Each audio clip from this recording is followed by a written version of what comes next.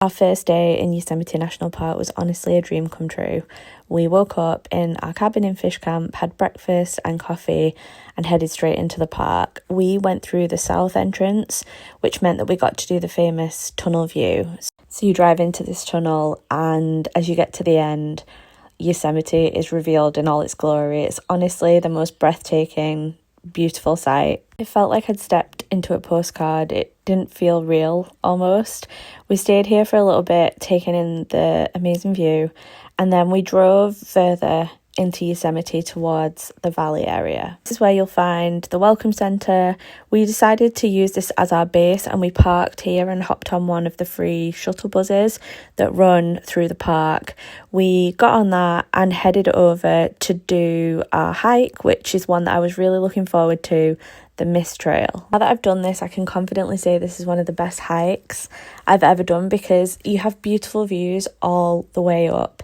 You follow a trail to start with, and this is the scenery. It's gorgeous. Eventually, the trail brings you out here where you can hike up over 600 granite steps at the side of the waterfall. It was great to do it at this time of year because all the snow is melting, so the waterfalls are at their peak flow. This is the most powerful that they will be all year, and it was incredible. If the conditions are right, you'll see these rainbows in the falls, and because the flow was so strong and it was a sunny day, we saw so many. It felt like being in a dream. They don't call it the Mist Trail for no reason. You will get soaked, and we did have hoods that we could put up, but honestly it was such a beautiful day that the mist was very refreshing. We just decided to embrace it. When we reached the top of Vernal Falls, I realised how far we'd come up, and we decided to chill at the top there for a little bit, dry off, which happened very quickly, and eat our lunch. It was beautiful to see at the top just how powerful that water is going over the edge.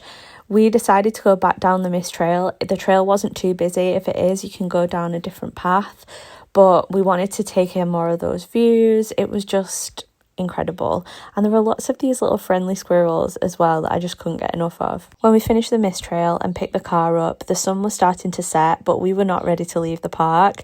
The sky was this beautiful colour, and we decided to go to Tunnel View and hang out a little bit longer, just soaking up as much of Yosemite as we could. Once the sun had finally set and it was dark, we headed out of the park back to our cabin in Fish Camp and rested, ready for day 2.